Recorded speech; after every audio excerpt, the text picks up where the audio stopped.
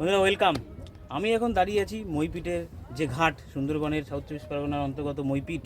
যে মইপিটের পরেই পাশেই আছে জঙ্গল, বাঘের জঙ্গল। ওই জঙ্গল থেকে বাঘ মাঝে মাঝেই শোনা যায় যে সাঁতরে বাঘ এই মইপিটের যে গ্রাম আছে সেই গ্রামে চলে আসে। তো আমি আজকে সেখানে দাঁড়িয়ে আছি, আর আমি এখন একদম দাঁড়িয়ে আছি সেখানে যেখানে হচ্ছে এই নৌকাগুলো দাঁড় করানো আছে। এই নৌকাতে করে এখানকার যারা কাঁকড়া বা মাছ ধরতে যায় এটা করে যায়। এই নৌকাগুলো কেমন হয় দেখো, তোমাদের বলি। এই নৌকাগুলো প্রথমে তো কাঠ দিয়ে বানানো হয়েছে নৌকা, এবং তার দুপাশ থেকে তাঁবু ফেলা হয়েছে। তাঁবু ফেলে ওপর থেকে আবার একটা মোটা কাগজ দেওয়া হয়েছে। এইভাবে এই নৌকাগুলো তৈরি থাকে, এবং নৌকাগুলো ছাউনি করা হয়েছে কারণ দীর্ঘদিন যখন জঙ্গলে থাকে মাছ বা কাঁকড়া ধরার জন্য তারা এখানে রান্না খাওয়া দাওয়া সব করে। তো এরকম নৌকা অসংখ্য দেখতে পাবে এই মইপিটের ঘাটে, যে নৌকাগুলোতে করে মাছ ধরা হয়। তো আমি এখন এখানেই দাঁড়িয়ে আছি।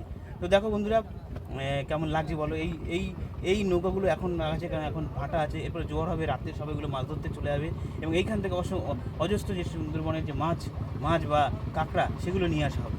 তো দেখতে থাকো।